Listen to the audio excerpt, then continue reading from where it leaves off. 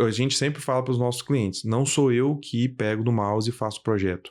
Não é a coordenação. Então, a gente bate muito nessa tecla para mostrar qual é o real trabalho e o valor da coordenação. Então, eu não sou validador de projetos. Eu não sou consultor de projetos. Nós somos coordenação, compatibilização e a gente acaba também fazendo análise técnica, obviamente, porque faz parte do escopo da coordenação. Mas é interessante a gente entrar no atendimento com o cliente em empreendimentos que são mais bagunçados no primeiro momento, exatamente para que a gente consiga mostrar de imediato qual o valor. E no final de cada empreendimento, a gente sempre faz as lições aprendidas. E a gente desenha um roadmap a longo prazo para esse cliente. Aí a gente sai da esfera do projeto e vai para a esfera organizacional do cliente.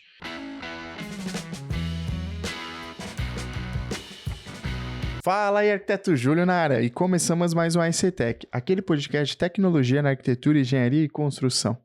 E hoje eu estou aqui com duas feras, nós vamos bater um papo sobre coordenação e inteligência em projetos. Estou aqui com o Carlos e o Romeu, sejam bem-vindos ao podcast. Muito obrigado. Obrigado. Pessoal, só para a gente bater um papo antes, o nome da empresa deles é Cordly Edin, Inteligência de Projetos. Eu gostaria que vocês se apresentassem, pessoal, entender um pouquinho o que tem a ver a Jim com a Cordly. Vamos bater um papo aqui agora. Bom, meu nome é Romeu, eu sou engenheiro civil, né, sou CEO da Cordly e diretor de marketing e vendas da Jim Inteligência em Projetos. A Cordly, né, é uma plataforma para coordenação de projetos, né, focado no processo em BIM. E, né, essencialmente é o que a gente chama de um CDE, Common Data Environment, né? É a centralização das informações para a coordenação de projetos acontecer, né, de uma forma integrada, né, e todo mundo trabalhar em cima da mesma informação. E aí a gente faz isso de uma forma um pouco diferente do que a gente acaba vendo aí no mercado. A gente trabalha integrado com os serviços de armazenamento que existem, né, disponíveis, né, aí, como do Google, da Microsoft, do Dropbox, exatamente para a gente quebrar algumas barreiras que existem, né, principalmente olhando ali para os pequenos e médios que estão começando a estruturar melhor seu processo de coordenação. E quando a gente olha para o perfil, né, mais enterprise, né, das empresas que estão trabalhando com coordenação de projetos, a gente foca principalmente em personalizar e adaptar todo esse processo à nossa realidade ali. Bom, então, né, é um SaaS, B2B, então a gente tem uma abordagem, né, escalável. Já na Jim, a gente, né, trabalha com coordenação e compatibilização de projetos em BIM, né, e aí cada cliente é um mundo diferente. Então, deixa o Carlos aí falar um pouquinho da Jim. Contar um pouco da nossa história. Nós já nos conhecemos desde a faculdade, não éramos tão próximos, porque eu sou engenheiro eletricista e o Romeu é engenheiro civil. Então, na UFG, Federal de Goiás, nós nascemos em Goiânia, tanto a Jim quanto a Cordly. Tivemos trajetórias iniciais diferentes. Eu, desde a faculdade, sou muito envolvido com empreendedorismo. Nós fundamos a empresa júnior da UFG, que acabou virando uma empresa júnior de todas as engenharias. Ela existe até hoje, então é um projeto que a gente ficou muito feliz de participar desde o começo. Saí da faculdade empreendendo, montei um escritório de projetos de engenharia com outros sócios. Eu fiquei nesse escritório até 2018, até 2018, 2010 a 2018. E já conheci o Romeu depois no mercado, né? O Romeu também tem uma construtora e incorporadora na família, então o Romeu tem uma experiência grande nessa área também. O escritório que eu participava prestava serviço para eles também, e nós como um todo, embaixadores do BIM, assim, puxando mesmo o setor e investindo tanto na empresa da empresa de projetos, quanto outras empresas. A gente sempre estava ali buscando informação, levando o que a gente sabia para o setor como um todo e tentando de todas as formas entrar com o BIM nas construtoras, que foi uma barreira inicial mais complicada, mas a partir do momento que todo o setor entendeu os benefícios e como a gente poderia trabalhar mais rápido, melhor, e a abrangência do BIM ela se tornou maior tanto na parte de projeto quanto em obra, nós conseguimos vencer essa barreira. Então, hoje a gente fala que Goiás é um centro que o BIM está muito desenvolvido. A gente tem um setor de projetos que a grande maioria das empresas trabalham em BIM. Então, nós estamos muito felizes com isso, porque a gente consegue ter um ecossistema todo em BIM e as construtoras entenderam que elas podem confiar no que a gente faz, porque todas as vezes que a gente fala em BIM, nós estamos falando de uma geração mais nova, né, aí de 10 a 15 anos de profissão. E no nosso setor nós temos escritórios muito antigos, né, que a gente brinca da velha guarda.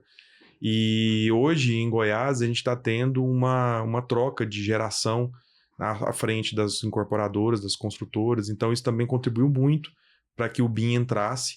E hoje o ecossistema está bem organizado. Nosso desafio agora é partir para a obra, né? A gente já tem algumas soluções, a gente já tem uso do modelo em obra, mas ainda nós somos muito dependentes do papel.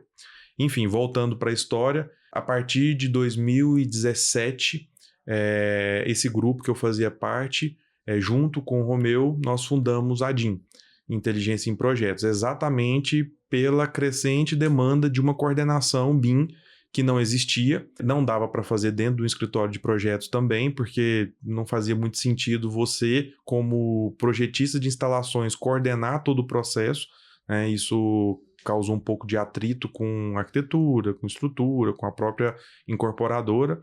Então, a gente separou as empresas nesse sentido, né? O pessoal desse grupo vai abrir junto com o Romeu um outro escritório para a gente focar em coordenação de projetos. Desde então, algumas mudanças aconteceram e hoje o escritório, a DIN, sou eu, o Romeu e o Germano, que é o nosso outro sócio, que é arquiteto. E foi uma jornada bem interessante, porque paralelamente à DIN, né, em torno de 2017, 2018, o Romeu começou o projeto da Cordly, que inicialmente chamava Maleta do Engenheiro, que era focado... exato. Era focado no controle da documentação e tinha uma solução mais voltada para a obra, que a ideia era ter controle de plotagem, era ajudar o engenheiro de obra, o coordenador de obra, a ter organizado os documentos, né? E eu acho que uma grande sacada do Romeu foi exatamente não investir em storage próprio. A ideia sempre foi trabalhar com parcerias, porque a gente sabe que toda empresa já tem ali um plano contratado, seja da Microsoft, seja do Google, seja do Dropbox. Então ele já tem esse espaço, ele já contrata esse espaço. E a gente faz a integração conseguindo garantir o grau de segurança de dados que essas empresas nos oferecem, então não faz nenhum sentido a gente investir em storage, né? E acho que isso foi muito acertado, porque nós conseguimos diminuir muito o ticket, né? Então, se a gente tem ali Tira o custo, né? Exatamente, a gente tira um custo absurdo com storage e com segurança de dados, porque a gente já tem quem faça e não é um custo extra para o cliente, porque ele já tem isso contratado. Muito bom. Mas, a partir das experiências que nós começamos a viver na DIN, então em 2017 a gente iniciou a operação, em 2020 a gente teve uma grande virada, que foi quando a gente de fato conseguiu validar o escritório, porque nos primeiros anos sempre foram mais experimentais, no sentido, nossa, vamos testar uma tecnologia, vamos testar um processo, vamos estudar, vamos buscar aqui, tentar adaptar. E no processo de projeto, a gente não tem uma resposta instantânea, porque o fluxo é longo, né? Então, a gente tem um fluxo que precisa ser seguido, então a gente tem uma resposta depois de um tempo. Então, nós investimos muito a partir de 2020 em gerenciamento ágil, né? em Scrum, principalmente, porque a gente entendeu, e isso veio também muito da experiência que nós tivemos dentro da Maleta, depois Cordly, porque a gente fazia a gestão da nossa equipe, que é uma equipe terceira, que está espalhada no Brasil e no mundo todo, né? Através de gerenciamento rápido, já ágil. Então, A mesma lógica pode ser seguida para o mercado de construção civil, porque quando a construtora e incorporadora vai contratar os projetos, são todas empresas terceirizadas, são raríssimas as empresas que fazem os projetos internos. Sim. E nós não temos condições de fazer a gestão interna dos escritórios dos parceiros, a gente não consegue fazer isso. Então, o que nós precisamos é ter contratos muito bem feitos, a gente precisa ter o sistema de medição com os pesos interessantes, no sentido de pagar só depois que medir o trabalho feito, definir um escopo muito bem feito de cada entrega em cada uma das etapas, em cada uma das sprints. Então, isso casou muito com o Scrum.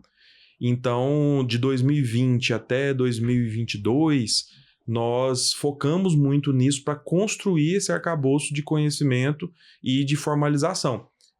Construindo o processo, organizando as cartas convites, organizando o escopo de entrega de todas as disciplinas, testando esse escalonamento, né? É muito subjetivo de projeto para projeto a gente fazer a definição do que é sucessora, do que é predecessora. A gente tem uma base, mas cada projeto requer uma adaptação, né? E não só projeto, mas também clientes. Então, a gente adapta esse processo para a realidade de cada cliente. E a gente foi entrando num mundo que nós ficamos fascinados, assim. Nesse momento, a gente pivotou a maleta para a Cordly exatamente para que a gente conseguisse traduzir em features, em funcionalidades dentro da plataforma, ferramentas que nos ajudasse a resolver as dores que nós sofremos na coordenação de projetos. Então, a partir daí, nós começamos a ter o controle de atividades. Eu vou deixar até depois o Romeu falar um pouquinho mais do controle de atividades, que foi uma feature assim, que mudou bastante mesmo a cara do software. E a ideia é essa, a ideia é que a gente consiga, a partir desses dois negócios, um modelo completamente diferente do outro, né? Que a DIN não é escalável, a gente sempre foca nos grandes clientes que têm recorrência para que a gente consiga construir um processo juntos, né? O então, fator da recorrência ele é muito importante para isso. Exatamente. Então, a gente consegue, através das parcerias e através também de uma linha de pensamento, né? A gente não trabalha no sentido consultivo de chegar, desenhar uma solução, vender aquela solução e eles implementam, né? A gente sabe que os departamentos de projetos das construtoras incorporadoras, eles têm uma certa volatilidade, ainda mais no nosso mercado que está muito aquecido, então a gente tem saída de pessoas, entrada de pessoas novas, então acaba que a coordenação externa, que é o que nós fazemos, não substitui a coordenação interna, a gente tem uma matriz de responsabilidade diferente nessas duas atividades, é muito importante a gente deixar isso claro, porque quando o cliente não tem essa percepção da diferença, ele acredita que é tudo coordenação e que tudo faz a mesma coisa, e não é. Então, quando a gente tem essa terceirização, nós temos condições de ter as linhas de pensamento sendo seguidas. Então, entra uma pessoa nova com um pensamento diferente, a gente traz ele para o processo, mostra o que já foi feito, obviamente vai ser adaptado de acordo com o que ele pensa, mas a gente mantém uma linha de desenvolvimento, a gente não começa tudo do zero. Então, a recorrência ela é muito importante para isso, né? Nós temos um cliente que é a Dinâmica, é um cliente nosso desde 2020, exatamente nessa virada. E nós entramos para resolver um problema em um empreendimento que já tinha começado, a obra já estava começando, os projetos ainda não tinham sido finalizados. E a gente conseguiu organizar essa entrega final. E a partir dali, nós conseguimos, com o grupo de departamento de projetos, e depois acabou se estendendo tanto para produto quanto para obra, um desenvolvimento muito bacana em relação ao processo. Então, hoje o processo lá está muito maduro. O departamento de obra, de desenvolvimento de projeto e de obra, eles entenderam os valores de uma boa coordenação e de um bom processo desde a época da formação do produto, ali ainda com formações básicas, estudos preliminares, e também o resultado disso sendo revertido em obra, porque eles começaram a ver soluções de problemas que eles tinham recorrente em obra. por exemplo, projeto de furação de estrutura. Eles tinham muito problema de retrabalho de soluções que alteravam já na fase final de projeto, eles já começavam a executar e tinham que fazer uma adaptação. Enfim, eles perceberam o valor nisso e é uma empresa que a gente atende desde 2020 e a gente gosta muito de atendê-los e a gente vê essa evolução no processo e da onde a gente saiu e onde a gente está hoje. Temos outros clientes também nós temos clientes que têm essa mesma característica, né? E aí com processos diferentes, a própria IBM mesmo, normalmente são empreendimentos com mais de uma torre, implantações maiores, então a gente acaba fazendo uma adaptação nesse processo para fasear, a gente divide o empreendimento em algumas fases, então ele tem uma característica diferente da característica do empreendimento da Dinâmica, por exemplo. Então a gente vai adaptando, entendendo e construindo isso a várias mãos, né? A gente nunca chega com uma verdade absoluta, a gente chega com os cases que a gente tem e entende essa lógica e constrói junto com os nossos clientes o processo que faz sentido para ele, né? Essa questão das definições de escopo, né, que o Carlos comentou, elas são muito importantes porque, como são ciclos longos, você pode definir ao máximo, né, o que você tem para cada etapa, né, mesmo na subdivisão das sprints, né, que a gente pode fazendo essa subdivisão, né, de etapas, mas você precisa ter uma centralidade para onde a informação vai fluir. Então, o fluxo, né, dessa informação precisa estar bem estruturado, né? Senão você não vai ter condição de acompanhar o avanço, né, da informação que o projeto vai ganhando ao longo do tempo, né? E aí a Cordi, ela, né, trouxe, junto com o que a gente já fazia para gestão de documento, que, vamos falar assim, é o essencial, é o básico, né, para você ter um versionamento, uma rastreabilidade, né, uma visualização, né, seja do documento em 2D, em 3D, etc. Os alertas, as notificações, né, que precisam chegar em tempo real para os projetistas, para as equipes de coordenação, o pessoal de obra, etc.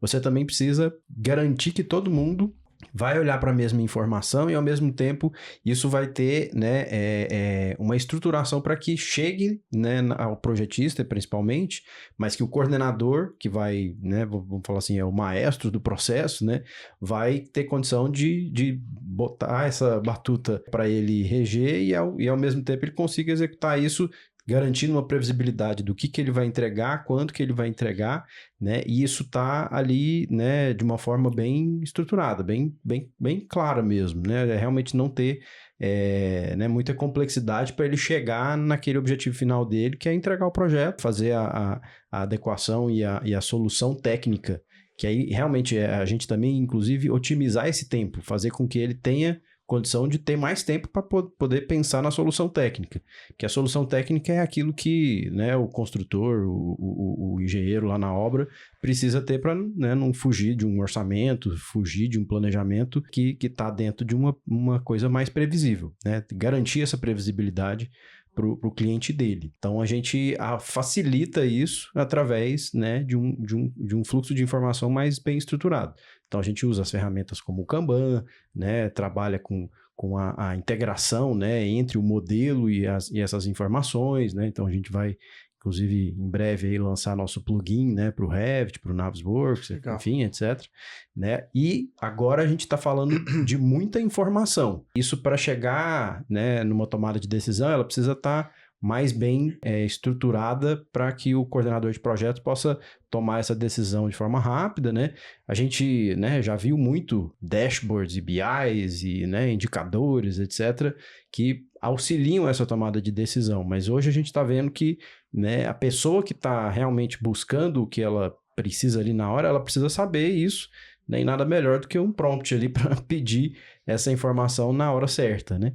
Então, por causa disso, né, a gente está desenvolvendo uma inteligência artificial, né, com o intuito exatamente de conectar todos esses dados que já estão na plataforma. A gente está falando de documento, de informação, né, que é relatada ali de forma descritiva, imagem, delegando responsáveis, atributos de prazo, né, enfim, de disciplinas que estão envolvidas, né, durante essas fases de desenvolvimento de projeto. E que o coordenador precisa, né, de informação rápida para tomar a decisão, né, com base exatamente nesses dados, que são muitos.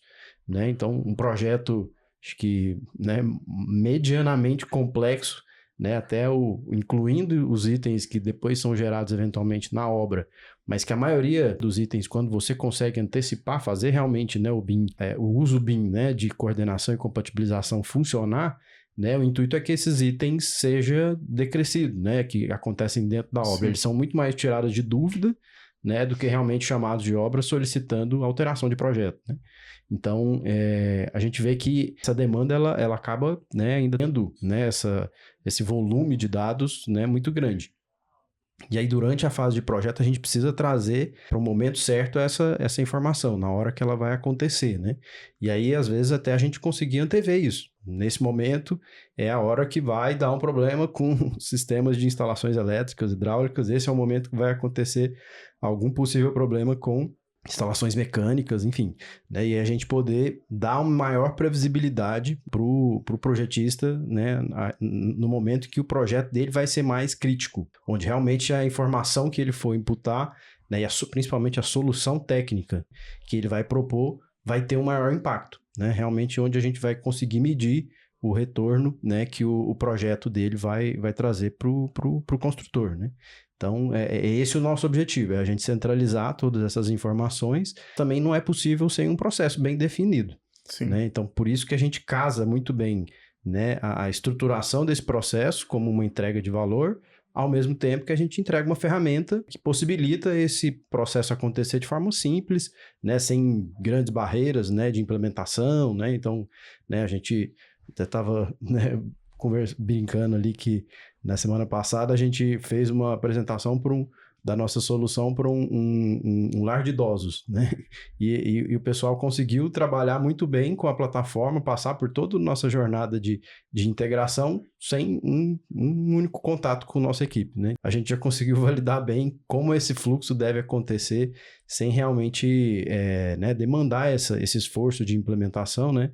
Porque a solução tem que ser intuitiva, tem que ser fácil de você chegar nessa percepção de valor. Né? Esse cliente é um cliente que é uma rede, né? E eles têm um departamento interno de desenvolvimento de projetos. Então, a gente conseguiu essa validação porque não são pessoas que estão diretamente ligadas com o setor e mesmo assim a gente conseguiu um retorno muito bom do entendimento. Então, a gente validou bastante a plataforma nesse sentido de intuição, de facilidade de trabalho, né? E eu queria fazer só uma pergunta, algumas perguntas, né? Claro, porque vocês foram falando, minha cabecinha estava mil aqui no background. Primeira delas, né? Acho que quando a gente fala sobre coordenação de projetos, acontece muitos fatores que são imprevisíveis, principalmente quando a gente lida com o fator externo. Porque quando a gente fala sobre coordenar, legal, você vai lá, by the book, faz um cronograma de A a Z, depois você vem explodindo em sprints para chegar na meta, para entender. E aí envolve os terceiros, muito para conseguir chegar nesse resultado, independente de qual seja a plataforma escolhida, a gente sabe da dificuldade que tem com o fator humano do comprometimento, né? A gente está trabalhando em algumas obras que as medições são previstas de acordo com a qualidade BIM entregue.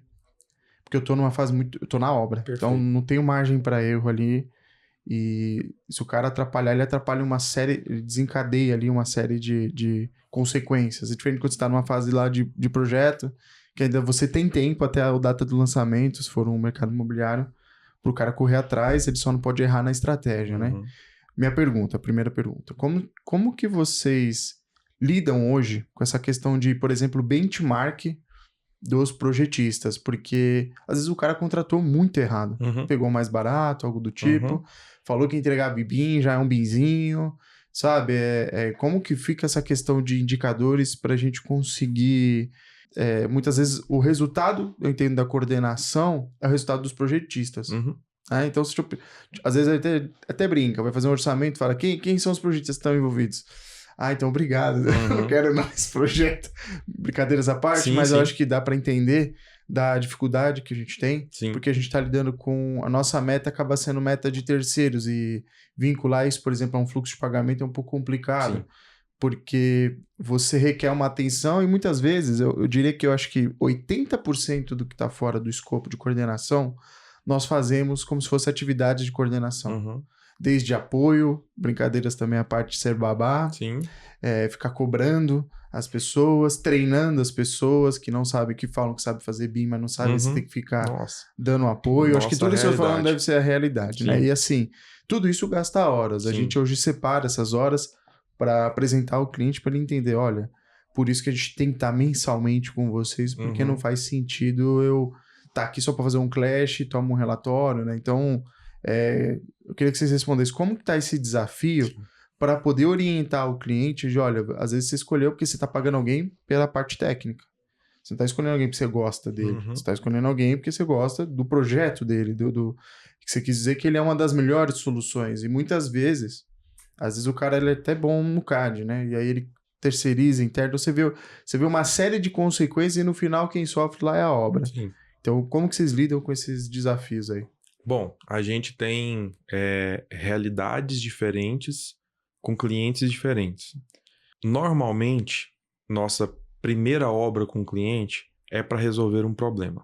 Assim, praticamente 100% dos casos, 90% dos casos foram assim.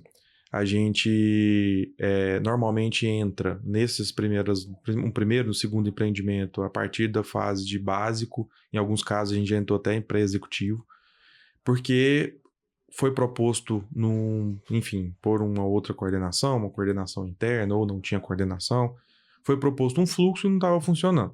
Então a gente entra, entende a realidade, entende como foi contratado, quais foram os principais problemas, o que a gente já passou em outros empreendimentos que nos habilita a resolver aquilo ali, e a gente vai mostrando isso para o cliente à medida que nós vamos trabalhando nesse primeiro processo.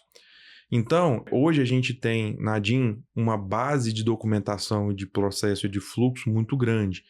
Então, a gente consegue já mostrar casos de imediato para esses clientes, para eles já entenderem. Aí eles até falam, nossa, para esse empreendimento já era, então, né? Não tem o que fazer. Não, nós podemos fazer assim, nós podemos tentar mudar o contrato aqui, colocar um aditivo de contrato para que a gente consiga mostrar esse fluxo para que o cliente, o projetista, né, o terceiro assine isso aqui, mas qual é a forma ideal de contratar? E aí a gente senta com ele para os próximos empreendimentos eles contratarem da forma correta. A gente sempre fala para os nossos clientes, não sou eu que pego no mouse e faço o projeto, não é a coordenação. Então a gente bate muito nessa tecla para mostrar qual é o real trabalho e o valor da coordenação. Então, eu não sou validador de projetos, eu não sou consultor de projetos. Nós somos coordenação, compatibilização e a gente acaba também fazendo análise técnica, obviamente, porque faz parte do escopo da coordenação. Mas é interessante a gente entrar no atendimento com o cliente em empreendimentos que são mais bagunçados no primeiro momento, exatamente para que a gente consiga mostrar de imediato qual o valor. E no final de cada empreendimento, a gente sempre faz as lições aprendidas. E a gente desenha um roadmap a longo prazo para esse cliente. Aí a gente sai da esfera do projeto e vai para a esfera organizacional do cliente. Então, como a nossa ideia é sempre ter uma recorrência, é continuar atendendo aquele cliente, nós já temos isso já embutido no nosso valor, esse serviço. Então, eu analiso junto com ele o que a gente pode fazer para que os erros não se repitam num próximo empreendimento e qual é a etapa correta para fazer algumas coisas. Nem sempre dá certo, porque nem sempre o cliente está disposto a antecipar alguns custos, nem sempre ele está disposto a, principalmente na fase de projeto, porque nós iniciamos os estudos com arquitetura, na fase de estudo preliminar, que a gente chama de estudo preliminar e legal, que a gente considera uma fase única, né? E nós temos a oportunidade de antecipar muitas discussões, de modo que a gente tenha um projeto legal, mais maduro, e que a gente parta para o projeto básico de uma forma melhor, de uma forma mais definitiva. Porque até o final da etapa de projeto básico, a gente ainda tem maleabilidade de alterações, a gente pode, junto com o cliente, escolher uma tecnologia aqui que lá na frente o orçamento não validou, a gente tem ainda condições de mudar. Mas a partir do pré-executivo, para o BIM começa a ficar mais difícil, né? Então a gente precisa antecipar as discussões o mais rápido possível e isso obviamente envolve custo. Custo de sondagem de solo, né? Na nossa região a gente tem diferentes solos, tem terreno que tem 3 tipos de solo diferentes. Então a gente precisa entender de fato que tipo de fundação vai ser usado, que tipo de contenção vai ser usada, que altura que a gente tem no lençol freático, para que a gente entenda, o subsolo está afogado ou não. Hoje, nossa região em Goiânia, Goiás, como um todo, a gente está com bastante arranha-céus, assim. Então, a gente tem edifícios de 50 pavimentos. Hoje, a nossa base é 35 para cima. Então, para conseguir vaga para todo mundo, obviamente, a gente tem que ter subsolo. Então, tem empreendimento, tem 3 subsolos. Então, isso numa região que a gente tem o lençol freático aflorado, causa uma complexidade em projeto que precisa ser verificada, isso tem que estar no orçamento. Então, a gente precisa antecipar discussões sobre laje sob pressão, parede drenante, a gente precisa antecipar discussões de conforto, porque a partir do momento que a gente consegue ter as análises de conforto térmica, acústica, lumínica, a gente já consegue definir junto com a arquitetura soluções mais definitivas. Então, se eu consigo aprovar meu projeto na prefeitura com as espessuras de alvenaria, com o tipo de bloco que vai ser usado, já validado, eu não preciso ter esse retrabalho no projeto básico, eu não preciso que a arquitetura refaça a parede, eu não preciso que as instalações mude a referência de inserção das famílias. Então, isso tudo eu ganho tempo. Então, isso a gente vai mostrando para o cliente, à medida que vai passando, quais são os benefícios. Então, a grande maioria dos nossos clientes que tem essa recorrência já compraram a ideia e a gente entra muito antes. E também ele já está acostumado com vocês, né? Então, acho que também tem isso, né? Porque hoje o esforço de uma construtora, foi aquilo que eu falei um pouquinho antes nos bastidores, né? Ela ter o nosso know-how e conseguir fazer uma estrutura disso e ainda mais reter esse tipo de talento lá dentro, porque a gente sabe que é muito difícil, né, de formar isso. E tem um ponto que você trouxe que eu acho que é bem importante a gente enfatizar aqui também, porque uma coisa é quando a gente vai para a parte tecnológica, né, a tecnologia ela serve, né, então, no caso da comunicação, que hoje a coordenação, eu diria que o principal ponto-chave dela é comunicação. E eu falaria que o segundo paralelo a ela, se usar IA, você curta muito essa comunicação, né? Aqui a gente usa muito o IA para gestão do projeto. Que e-mail foi enviado, que dia, o que falaram na reunião. Muito mais do que olha o modelo para mim e veja. Exato. Não, isso é o trabalho do arquiteto. Entendeu? Então ainda essa parte não está tão automatizada. Eu estou pegando aquilo que a gente já tem hoje, muita dor. Que todo mundo foca com a IA hoje, essas coisas, para resolver dor de projeto. Eu falo, gente... dor de projeto ainda vai demorar um pouquinho para ela resolver. Eu acho que a gente pode resolver as dores básicas, né? Que é a gestão de comunicação. Minha dúvida se dá, dentro disso que vocês colocaram, eu entendo esse processo quando eu já tenho um cliente que tem a consciência da dor e sabe o valor do serviço. Eu acho que isso aí tá nitidamente claro porque eles nos contratam.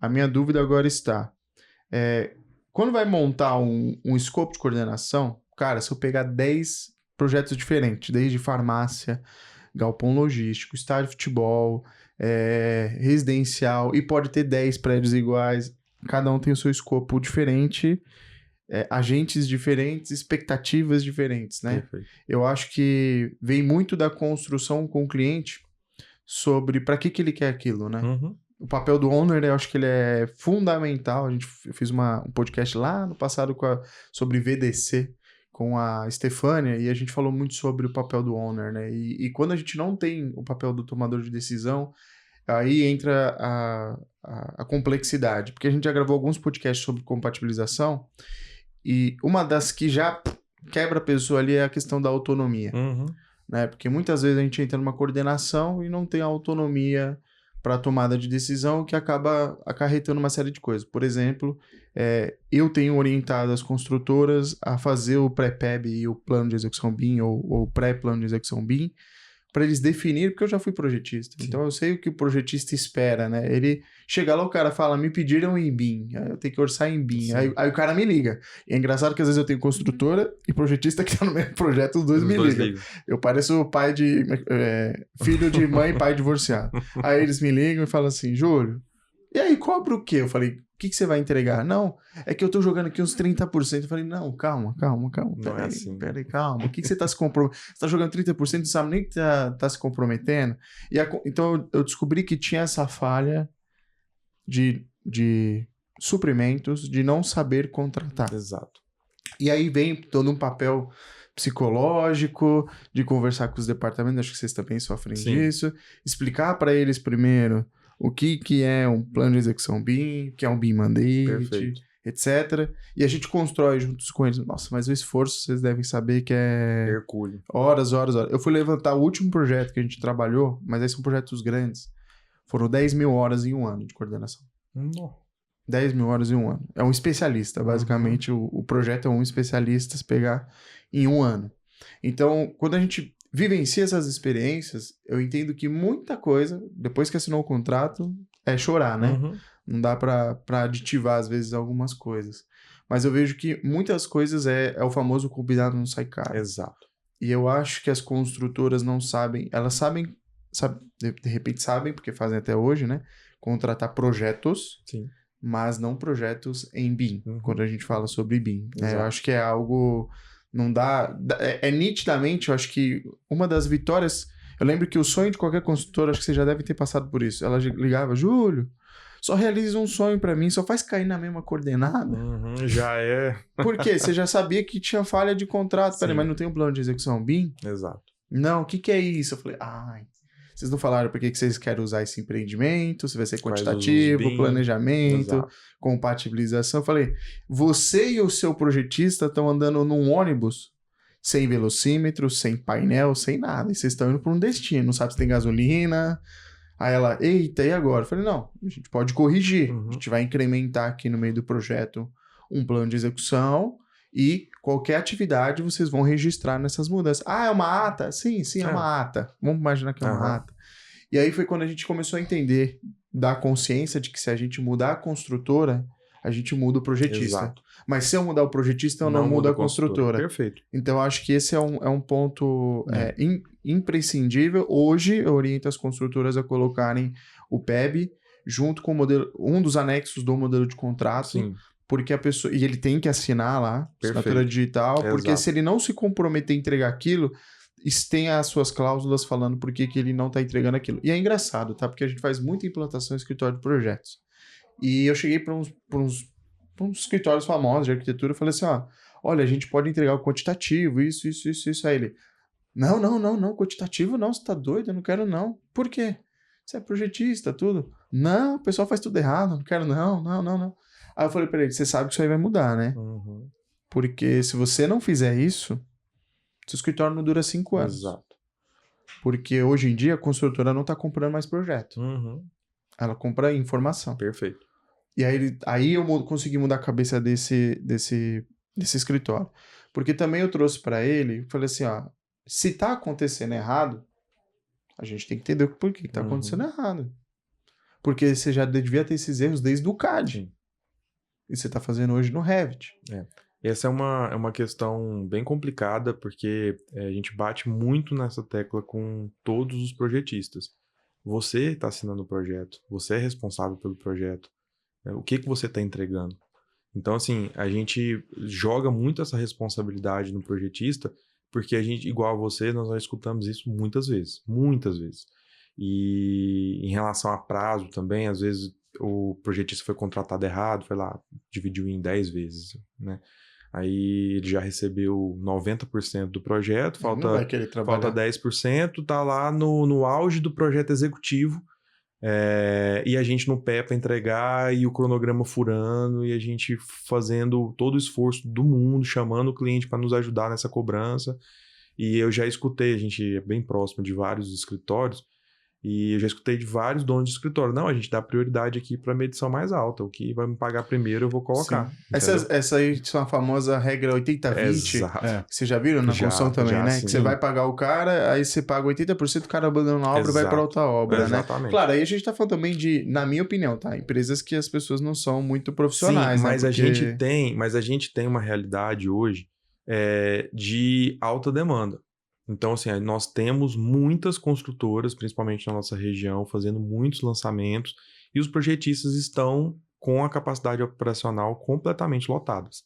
Então, esse é um ponto muito delicado, porque a gente precisa que eles façam a gestão do escritório de uma forma bem feita, mas a gente precisa estar em cima, ajudá-los nisso. Obviamente não é a gente que faz a gestão, mas o processo precisa ser pensado para que ele consiga me entregar. Então, quais as ferramentas que nós vamos usar, seja em contrato, seja... A gente tem, você foi nominando o plano de execução BIM Mandate.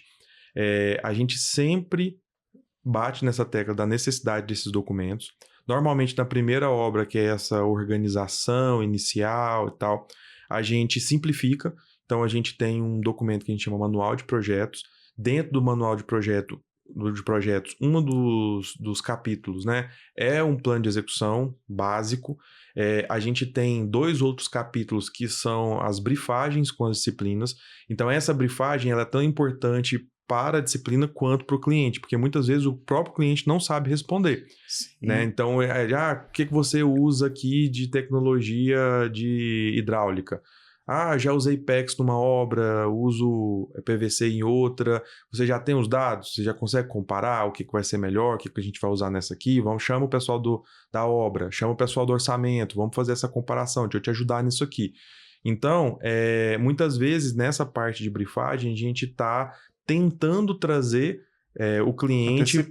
Antecipar e o cliente para a solução do problema, que é aquela questão da autonomia que você falou. E acaba que ele vai aprender na dor. Infelizmente, esse é o único caminho, né? Ele vai perceber, né, que essa percepção de valor vai realmente acontecer nessas fases que a gente está indicando, né? Quando ele não faz, né? E aí, quando ela vamos falar assim, percebida como valor, né, principalmente nesse primeiro projeto, é onde a gente, né, realmente separa o joio do trigo, né? A gente começa a criar a cultura, né, dentro do cliente mesmo, para que ele faça essa perpetuação entre um projeto e outro e comece, né, vamos falar assim, entrar, né, dentro de um fluxo mais bem estruturado. E aí, assim, a gente, né, valoriza a questão da recorrência. Né? A gente facilita a recorrência acontecer. Sim. Porque aí ele é onde vai, né, ele vai perceber, opa, no projeto A eu tive essa tomada de decisão, a gente fez os nossos alertas, né, porque a gente não é o tomador de decisão, mas a gente está ali, né, exatamente para ser um sinalizador de como é que o processo pode ser conduzido. Né, as formas dele fazer essa tomada de decisão são várias, né? A gente vai estar sempre, eu tomei essa decisão, né? Isso vai implicar, né, em algum problema na obra, etc. Você está ciente disso, né? Todas as situações que você mapeou, que a gente mapeou antes, né? A gente está tentando, né, dar esses direcionamentos. Exato. E aí, quando isso acontece, né, é muito perceptível. A gente já teve casos, né, onde a gente a gente tem uma atuação, né, em termos de escopo, onde a gente faz a compatibilização, que foi aquilo que você mencionou, né, que é entregar o relatório e a coordenação, né, ser um resultado que o cliente vai, né, tomar a atitude, mas a coordenação e a compatibilização e o markup de furos, né, são os 3 escopos que a gente atua. E aí a gente dá preferência para que o processo seja todo um só, para que a gente seja a coordenação externa, né, e o cliente, né, fazendo uma interface com a matriz de responsabilidade bem definida com a coordenação interna. E quando esse processo, né, ele não é bem percebido, às vezes o cliente, não, eu quero só a compatibilização, eu vou resolver aqui, né, com uma coordenação interna aqui ou até uma outra externa, né, que não, às vezes não tem essa visão do todo. E não, né, trabalha em BIM. Na verdade ele tá tapando só o buraco ali, né, porque exato. Assim, eu imagino o que vocês estão falando e eu entendo, muitas vezes você chega pro cliente e fala, vou resolver essa questão, mostrar resultado primeiro, depois a gente bate um papo, né? Se o cliente também tem uma mente Sim. aberta, porque eu acho que também tem Isso. essa questão de escolher, por exemplo, teve um cliente, uma consultora, 2 consultoras que a gente fez a implantação, por isso que a gente trabalha muito com implantação, Uhum. porque implantação é mudança de cultura, Perfeito. e eu brinco até, né? Olha, eu vou te entregar processo e tecnologia, as pessoas você tem que me dar, Uhum. porque senão a gente não tem BIM, a gente vai ter uma parte do BIM, né? Que eu tô entregando. E eu brinco que assim, a gente já mediu isso, que 60% de sucesso da implantação é do cliente, 40% é minha, Uhum. né? De uma implantação. E o BIM Fórum divulgou da última vez que 2 a cada 3 que tentam implantar não dá certo. Uhum. 66% Sim. fracassa. E aí eu falei, tá bom, vamos entender. Aí quando eu vi que era top-down, a visão, tudo, nessa construtora, eu fiz uma mudança para eles. Tava tudo indo impecável, assim, sabe? Uhum. Pum, pum, pum, pum. Aí veio o famoso cronograma. Já sabia que isso ia ser uma conversa não amigável, né? No sentido, não ia ser confortável aquela Uhum. conversa. E aí, quando a gente marcou a primeira conversa, eu falei assim pra eles, olha, vocês vão fazer um curso meu de compatibilização e coordenação e a gente discute cronograma depois desse curso. Pode ser? Pode. Aí fizeram o curso certinho, aí marcamos. Aí ela falou, vai querer mudar o cronograma, né? Falei, vou. Falei, a gente não muda marco, Uhum. mas a gente vai ter que mudar como ela é disponível, Perfeito. como ela é dividida. Uhum. Porque você cobrava documento. No BI a gente não cobra documento, a gente cobra modelo, né? Então, e eu fui mudando essa cabeça, porque no começo eu já via que eu fazia um exercício com eles, escolhem 3 projetos, faz um cronograma na cabeça de vocês que vocês acreditam, é um mercado muito estandarizado, Uhum. faz tipo e depois aquilo outro, todo mundo já tá acostumado, que é de Minha Casa Minha Vida. Aí eu falei pra eles, me apresentem. Quando eu mostrei pra eles a curva McLamy, Uhum. eu falei, eu vivo a curva McLamy na Uhum. veia. Quando alguém vem falar pra mim que não é aquilo, eu vou falar, cara, é aquilo quem tá no BIM desde o começo, Sim. tá? Porque a gente sofre realmente no começo. Onde entra IPD, Exato. né? Onde entra antecipar premissas. Exato. A gente pode dar o nome que quiser aqui, consultores, Exato. iniciais, etc. Aí eu falei, não, tá bom, vamos mudar. E eu trouxe a curva McLamy na veia ali, falei, ó, vamos aplicar o cronograma em cima da curva e eu acho que vai funcionar legal. E aí aplicamos. Aí a gente cortou muita coisa que era feita no meio do Uhum. cronograma que não precisava. Então o lançamento demorava, um exemplo, 6 meses, 8 meses. A gente conseguiu manter os 6 meses, 8 meses. Só que a qualidade, Bem melhor. nossa, É. é infinitamente melhor. E a gente Exatamente. foi cortando alguns pontos. Falei, por que você vai exigir do cara? Documenta que exige só numa fase ali do Uhum. final. Ele precisa de um esforço de 80% no modelo, 20% de Uhum. documentos. Senão o cara... Isso é um indicador bem interessante para quem está ouvindo o podcast. Porque quando eu comecei a coletar quanto tempo você gasta com documento e modelo, eu descobri que quanto mais tempo você gasta com o modelo e menos documentação, melhor é seu modelo. Uhum. E aí, quando eu via tempos de empresas que eu implantava BIM sendo 60-40, 50-50, 40-60, o primeiro é modelo, o segundo é documento, eu descobri onde estava a falha. O cara ficava fazendo gato na Exato, documentação, exatamente. resolvendo na hora de documentar. E Isso aí, acontece, inclusive, no final do processo. É muito comum. Que é a hora que tem o marco de entrega. Exato. Exatamente. Exato. E aí, o que a gente fez? A gente deu uma bipartida nesse marco. Então, ao invés do cara entregar o modelo e o documento no dia, que ele vai deixar para fazer a documentação no dia, como bom brasileiro, Uhum. que a gente deixa para a última hora. Então, eu falei para ele, ó, vamos antecipar nesse marco 80-20. Nos 80% do tempo total do cronograma de um escopo, eu vou colocar o modelo, os 20% eu deixo no documento. Cara, quando a gente fez isso, o que mudou? Não mudou basicamente nada no cronograma. O modelo tá melhor. Mas a qualidade do modelo melhorou muito. Muda e aí, quando a gente for fazendo essas interfaces, foi aquilo, né? Vamos deixar mais simples. A gente pegou até um método que já era CAD, só trouxe pro BIM, XREFs, essas coisas. Falei, ó, não vamos dificultar nada. O tempo de entrega do primeiro piloto foi o mesmo. Aí o cara fala, Júlio, mas espera aí, você falou que eu ia fazer melhor em BIM, etc. Aí eu falei pra ele, quanto tempo você mexe com o AutoCAD? Aí ele falou pra mim, mais de 25 anos. E com BIM, 1 ano. E você tá entregando na mesma velocidade do CAD, você tá achando ruim? Aí depois no segundo, terceiro, foi indo pra 20, 30%. Um desses nossos clientes hoje, em 10 dias, que ele fazia um trabalho, ele tá entregando em 2 dias. Não, faz muita diferença. Então, quando a gente adapta para... Aí tem uma série de fatores, o BIM é um deles, porque envolve gestão ágil. Eu falei para eles investirem muito em treinamento das pessoas sobre processo, que eu falei assim, tem que ser perpetuado, a pessoa tem que gravar como ela faz para passar pro próximo. Exato. Então, quando eu peguei ali, cara, 20% era o BIM. 80% era gestão. Sim. Então eu falei, o BIM, ele só tem uma das coisas que eu gosto mais do BIM, que é ele te obriga a ter processo. Exato. E aí quando você não tem processo, Não funciona. Não funciona. É, exatamente. e aí eu acho que é isso que acaba descancarando, né, assim, na nossa cara, e a gente é obrigado a seguir processo. A gente sofre muito, Júlio, com o pensamento dos clientes em relação à entrega, né? Porque como muitas vezes os clientes eles não estão habituados a trabalhar em BIM, mesmo a construtora incorporadora que tem um departamento, que tem uma ou outra pessoa ali que consegue fazer uma análise crítica no modelo, a grande maioria, principalmente a interface com obra e com produto, que são, né, departamentos diferentes que muitas vezes agem em etapas diferentes, e a gente está aqui nesses dois vendo valor na documentação. Então, quando a gente começou a trabalhar lá atrás, em 2017, quando a gente começou a criar a empresa, a gente, no primeiro processo que nós desenhamos, falamos documentação só no executivo liberado para a obra, vamos trabalhar com o modelo aqui.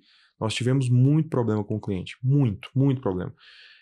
Porque a gente era cobrado no sentido, cadê? Não estou vendo nada, não está andando. Porque você gasta muita energia naquilo que não é visto. Exato. Né? Então, a gente foi equilibrando isso até hoje, né, muito diferente de 2017, hoje as construtoras incorporadoras já têm pessoas mais qualificadas, tem mais consciência e tem departamentos mais bem estruturados, principalmente as que a gente já faz um trabalho há bastante tempo. Então, o pessoal da obra, o pessoal do produto já está familiarizado com o BIM, mesmo não sendo um processo desenhado para o BIM, né? Muitas vezes a gente recorta isso ali no departamento de projetos.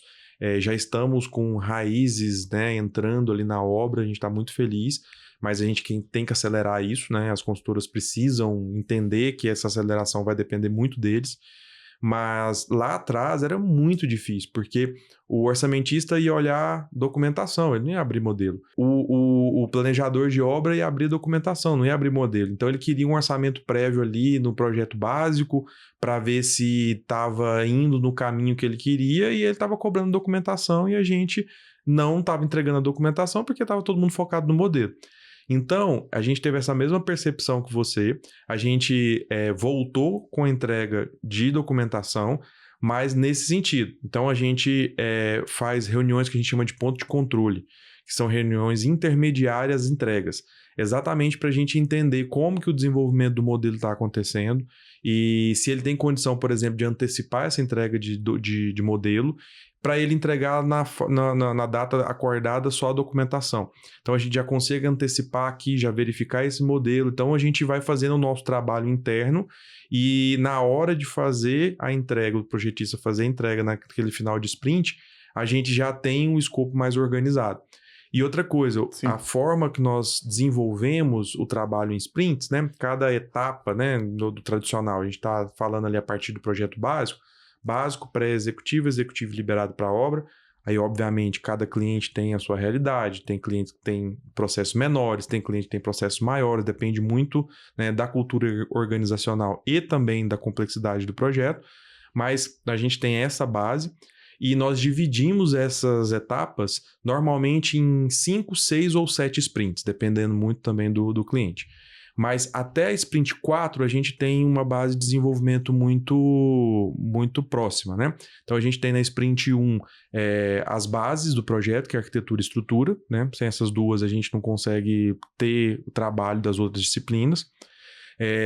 Na sprint 2 a gente tem uma base de disciplinas que precisam da arquitetura e da estrutura, mas que precisam entregar para que as instalações entrem, né? Aí eu estou falando de diversas, interiores, paisagismo, fundação, contenção, as consultorias de conforto, irrigação, impermeabilização, enfim. Na sprint 3 a gente trabalha com o pavimento tipo, as áreas privativas, nas instalações. E no sprint 4 a gente trabalha com embasamento, coroamento, áreas comuns. Então esse recorte, ele é um recorte que funciona bem. E o interessante é que quando a gente trabalha com sprints, a gente tem a oportunidade de inserir escopos de entrega das disciplinas que entregam, principalmente na sprint 1 e na sprint 2, durante o desenvolvimento. Então eu consigo, dentro da etapa de projeto básico, avançar com arquitetura e estrutura, com interiores, com paisagismo, bastante. E eu permito mudanças e ajustes ainda dentro da etapa. Então, eu consigo fazer com que o marco da entrega no final, depois do modelo federado montado e a compatibilização toda feita, a gente consegue absorver pequenos atrasos, organizar pequenas alterações de cronograma para que a gente mantenha esse deadline lá na frente. Então, o fluxo desenvolvido dessa forma nos permitiu ter essa maleabilidade de alteração, e isso é tudo negociado com os clientes, então, com os projetistas, né? Então, eu tô ali no ponto de controle. Por que eu falei desse processo como um todo? Porque eu tô ali no ponto de controle há uma semana da entrega da disciplina. E eu tô percebendo que o cara não tá fazendo muita coisa ali. Então, eu sento com ele e falo, meu amigo, o seu deadline é esse aqui. Nossa, mas você tá vendo, né? Acho que eu não vou conseguir entregar. Então, peraí, vamos lá. Entrega esse escopo aqui, porque esse escopo aqui não vai atrapalhar as disciplinas que você é predecessora. Mas eu vou te dar mais 3 dias, vou te dar mais 4 dias para você entregar o restante. Então, a gente consegue ir fazendo essa microgestão de modo a manter o cronograma como um todo garantido. E isso tem dado certo. A gente tem percebido isso. Eu tenho uma observação bem interessante que você está falando. Eu tive a oportunidade de coordenar, na época, como BIM Manager do aeroporto de Floripa, com o Bizarre Catiborian. Aquele aeroporto. E eu tive a oportunidade com o escritório de arquitetura, junto com o Bizarre Catiborian, de fazer essa gestão BIM na época. E aí, o que você está falando me lembrou dessa história.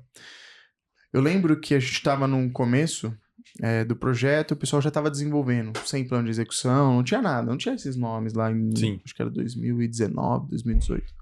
Aí eu falei assim, tá, vamos fazer o seguinte, pedi para eles pararem, era uma quinta, sexta-feira, pedi para eles pararem.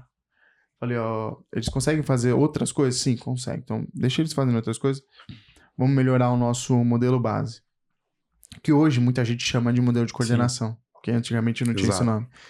Cara, eu separei as bases, coloquei caixa de escopo, eixo, sabe? Todas as disciplinas usariam aquilo. Depois eu vim entender o nome disso no mercado. E aí, quando a gente separou, nesse caso, eu no plano de execução, que na época eu tinha estimado, eu tinha não tinha esse nome de ponto de controle, eu tinha chamado de checkpoint. Que eu lembrei disso. E na época, quando a gente foi criar os checkpoints, uma das premissas delas é seguir a segmentação dos usos do modelo. Porque a gente tinha que quebrar os usos do modelo entre eixos para poder orçar entre eixos, Perfeito. Poder codificar, planejar, enfim. Então eu falo pro pessoal a importância que o plano de execução tem hoje num projeto, porque você faz... É a questão da estratégia, né, cara? Se a estratégia tá errada, mesmo com um bom modelo, dá errado. Tá errado. Então a gente sabe que se a estratégia tá certa, por exemplo, igual você tá falando aí da estratégia. Claro que se eu vou fazer um galpão já é diferente. Sim. Se eu fazer um estádio já é diferente, um aeroporto já é diferente. Mas a gente tem que entender as estratégias, os recursos disponíveis, etc. Porque dependendo do caminho que toca, foi que nem você falou, olha, o que você pode adiantar aí? Porque se eu fosse ser by the book, ia pegar o contrato do cara e ia falar, ó, vai ter retenção, cada dia multa de atraso. Né? Não, e outra coisa, a coordenação de projeto é jogo de cintura. Eu não posso chegar para o projetista já com sanções contratuais e envolver o jurídico nisso. Não pode ser autoritário. Não pode ser autoritário. Então, a gente sempre, todos os inícios de processo, nós chamamos todos os projetistas para fazer uma análise crítica do fluxo conosco. Mas eu vou trazer um ponto bem importante, não desse projeto, de outro projeto. Hoje, quando a gente abre o banco de dados do Revit, você consegue acessar o tempo que as pessoas trabalharam. E aí, muitas vezes, eu vejo essa curva. Exato. Isso mudou com o Collaborate Pro, que a gente usa do ACC.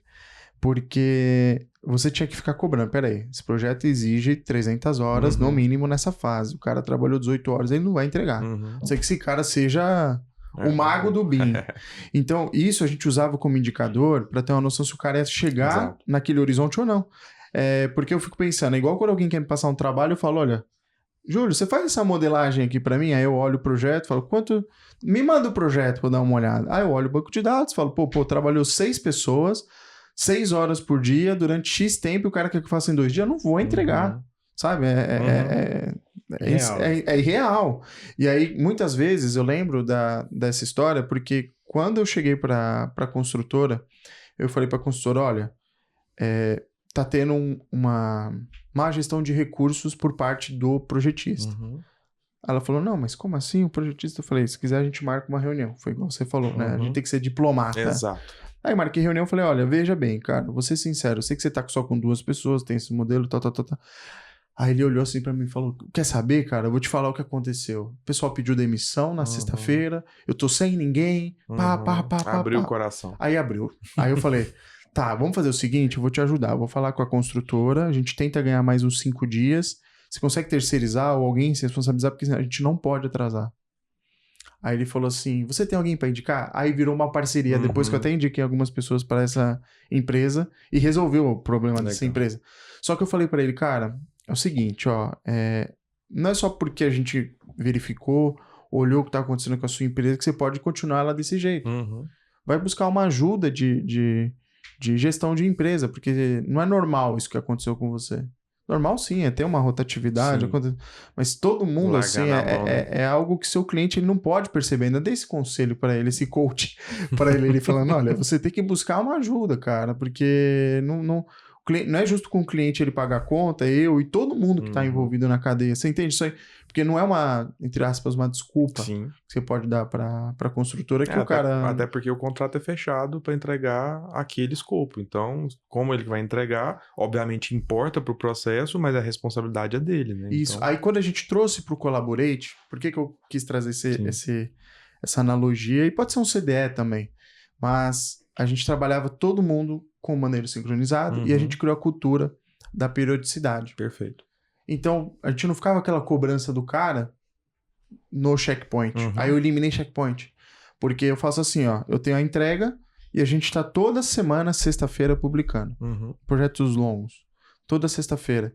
Então a gente via na API da Autodesk já fazia esse comparativo de modelos. A gente pode colocar uma imagem aqui depois. A versão que o modelo tava, a versão que o cara auditou. Porque às vezes o modelo, ele tá parado, cara. Você olha pro modelo, você fala, meu, é um copo e continuou um copo. Exato. Só que é um copo que ganhou muita informação. Então o cara ganhou muito tempo, não é apagando, criando elementos, ele gastou tempo fazendo input. Input. E aí foi quando mudou muito o jogo, porque a gente conseguia trazer para a construtora o avanço que se tinha do modelo, aí conseguiu trazer para a construtora esse ativo de mostrar para eles a evolução. Aí a construtora veio com uma demanda nova, toda vez que você veio com uma solução, Claro. ping-pong. Aí a construtora falou, Júlio, tem como a gente pagar o avanço do modelo? Eu falei, cara, olha, eu já vi bibliografia sobre, já tentei isso no passado, acho complicado. Porque o projeto ele muda. Exato. Né? Então, assim, o cara pode apagar tudo e rotacionou o prédio, teoricamente é tudo novo. Então o custo vai ser dobrado. Né? Depende da sua interpretação, sabe? Então eu falei pra eles, eu acho um pouco complicado. Eu acho que é aquele famoso convidado não sai caro, de ter os marcos de entrega, o projeto, cada um atender as expectativas ali que foram depositadas, mas eu acho que tem um ponto ali que eu descobri que eu acho que tá a falha da maioria das consultoras, que é a questão de homologar fornecedores. Acho que esse é um papel-chave, porque muitas vezes tem muito projetista. Cara, eu não sei dizer, acho que pode ser o espírito brasileiro falando, mas a gente tem o hábito de aprender conforme vai fazendo. E aí, muitas vezes, no projeto que a gente está desenvolvendo, aí você vê que tem uns amadores. Sim. E, cara, não dá para ter amador, dependendo do contrato de bilhões ali, que o cara quer testar. E o pior, a consultora vai ter que ficar pagando coordenadores e gestão para ensinar um cara que não sabe fazer o trabalho dele. E tem outra questão. Dentro de fornecedores, existem níveis diferentes de projetistas. Então, se o escritório não tem uma boa gestão, dificilmente ele vai conseguir manter o padrão. Porque isso já aconteceu dezenas de vezes conosco, da gente trabalhar com o mesmo escritório, seja de qual for disciplina, ter entregas diferentes das outras. E aí a gente vai entrar, vai investigar, a gente está entendendo quem tem mais experiência dentro do escritório e quem tem menos. Então a gente acaba tendo que entrar e meio que fazer não uma gestão, mas quase uma imposição. Falar, olha, coloca aquele pessoal mais experiente para esse projeto, é um projeto mais complexo, ajuda a gente aí. Isso muda de cliente para cliente, né? Porque cada cliente vai ter uma forma de abordar, né, a necessidade e a demanda, né? E aí o atendimento mesmo do mesmo escritório às vezes é diferente, né? Que aí geralmente está relacionado a uma questão comercial, né? E aí a forma da gente, né, meio que traduzir isso para que todo mundo tente, né, fazer uma entrega mais uniforme, né, é a gente garantir que todo mundo está seguindo mais ou menos o mesmo padrão. Exato. Né? Aí a gente começa a falar de ISO 19650, falar de normatização, padronização de processo, né? Né, como é que as ferramentas, né, que estão aí no mercado podem ajudar nisso, né? Enfim, tentar existem várias, meio que né? traduzir isso, Equalizar, né? Exatamente. Equalizar. Acho que é Equalizar. Não, e o quanto é importante a gente ter um fluxo que a gente consegue documentar e que a gente consegue buscar a informação depois. Então, assim, a gente trabalha, obviamente, muito em parceria DIN e Cordly, mas a DIN atende clientes que usam outras plataformas, né? E é interessante perceber que muitas vezes os clientes não estão preparados também para fazer uma leitura daquela informação. A gente precisa muito conversar com eles nesse sentido, porque tem plataformas que dão dashboards de quantidade de itens resolvidos, ou quantos itens estão em aberto, e aí eles começam a gerar números que são números que não dizem nada, assim, né? Ah, fechou 200 itens, não quer dizer que o projeto tá bom, tá ajustado. Às vezes foram itens pequenos, itens de clash, sabe? Então, fazer uma análise crítica no que está sendo, né, a informação que está sendo imputada e como a gente faz a gestão dessa informação durante o processo é que é importante. Então, assim, E dá seus pesos também, né? Exatamente. Seus pesos e medidas, Exato. né? Então, Exato. assim, você vai abrir uma issue, vai abrir uma atividade para uma tomada de decisão extremamente importante do tamanho do gerador que vai ser contratado para o empreendimento, por exemplo, né? Ah, o que vai ter? Vai ter todo o empreendimento, vai ter só área comum, vai ter carregamento de carro elétrico, vai entrar, não vai? Que decisão a gente vai tomar? E um clash de um perfilado com um tubo PVC, entendeu? Então assim, tem pesos diferentes nisso, sabe? O tipo de informação que é imputada lá, né, é tudo revisão de projeto, ajuste de projeto, né? Mas você precisa, né, além de dar categoria para isso, né, você saber exatamente isso, que querendo ou não, isso só vem com experiência, Exato. né, com a vivência de coordenação de projetos. Sim, é igual, por exemplo, a gente gosta de fazer um controle de qualidade. Eu acho que a gente tá falando de controle de qualidade no final, né? Quando a gente fala de gestão, um dos pilares é controle de qualidade.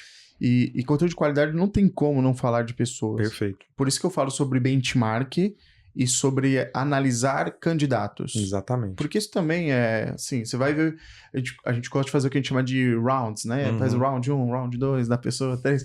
É igual aquilo, você vai vendo, a complexidade do projeto, ela vai elevando. Exato. Então, a quantidade de elementos e informação, ela cresce. A tendência seria a quantidade de informação, omissão e erro era cair. Exato. Então, a gente se preocupa muito com essa curva ao longo do empreendimento para poder falar, ó, o projetista está melhorando, o seu projeto está melhorando.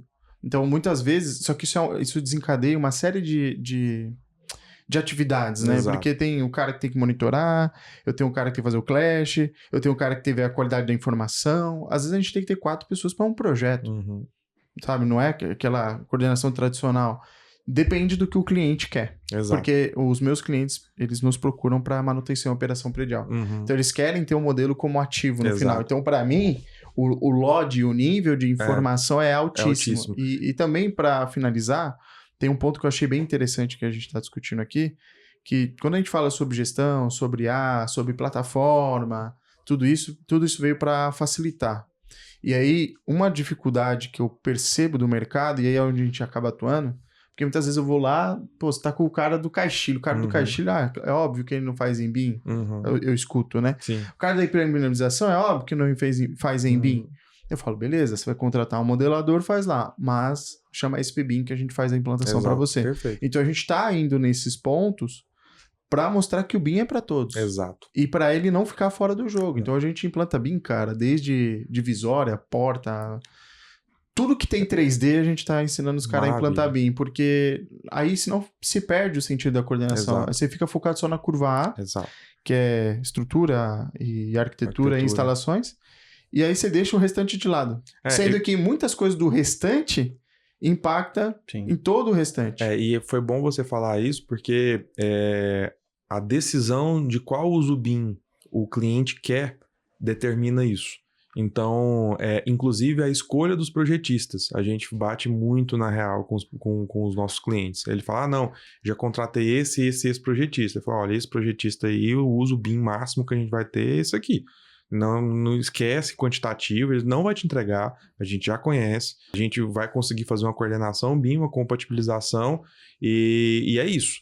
Agora, existem outros projetistas que estão mais avançados, mas esse é o projetista que você confia, então vamos bater um papo com ele, deixa eu entender como é que tá os planos dele em relação à melhora, sabe? A gente pode ajudá-lo, a gente pode indicar, inclusive vocês, porque o cliente precisa entender isso. É muito comum a gente ter uma relação, principalmente mais da velha guarda, que todo mundo estudou junto ali, então projetista de instalações, foi colega de classe, o cara que confia, o de fundação também. Então, acaba que a gente enfrenta essas dificuldades. Mas o pessoal tem mudado a cabeça, tem entendido que não faz sentido a gente parar nesses usos básicos do BIM, que a gente precisa avançar. Porque senão não tem... hoje eu falei isso até no outro podcast, que a gente falou sobre os tipos de modelos de BIM, né? Que a gente tem... Eu brinco que cada um tem o BIM que merece, né? Mas a gente sabe que tem um modelo de design, tem um modelo de orçamento e planejamento, um modelo de execução, e aí eu tenho um modelo de operação. Né? A gente está atuando com todos esses modelos, em camadas diferentes, tá? Mas um ponto que você trouxe, Carlos, que eu acho que é bem importante, é com relação a escritórios que estão com sobrecarga. Né? Então, muitas vezes a gente vende um serviço chamado Checkup BIM. Então, às vezes o cara já tem um BIM no escritório, mas não está usando 100% daquele BIM. Ou, realmente, ele chegou numa capacidade que ele, por tentativa e erro, tentou chegar até ali, e muitas vezes a gente consegue aumentar muito essa chave para ele, com vários outros tipos de recursos fora a tecnologia, como gestão, por exemplo. Então, quando alguém se depara com esse tipo de dor, ou o cara que subcontrata, eu falo para ele, cara, o cliente não tem nada a ver com tudo isso, né? O cliente, na verdade, ele te contratou como parte da solução dele, não como parte do problema dele. Então, a gente tem essa discussão também de entender, muitas vezes, numa pré-reunião, como que ele tá com frentes de trabalho.